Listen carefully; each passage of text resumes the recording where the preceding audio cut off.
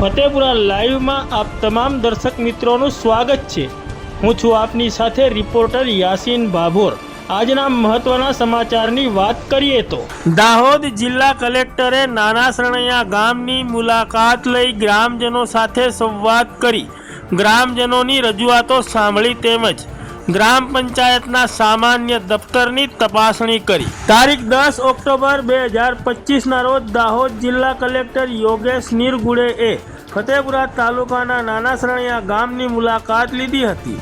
નાના સરણૈયા ગામની પ્રાથમિક શાળા ખાતે કલેક્ટરે ગ્રામજનો સાથે સંવાદ કર્યો હતો અને ગ્રામજનોની રજૂઆતો સાંભળી હતી અને નાના સરણૈયા ગામની ગ્રામ પંચાયત કચેરીની મુલાકાત લીધી હતી અને ગ્રામ પંચાયત કચેરી ખાતે તલાટીના દફતરની તપાસણી કરી હતી અને ઉપસ્થિત અધિકારીઓને જરૂરી સૂચનાઓ અને માર્ગદર્શન આપ્યું હતું।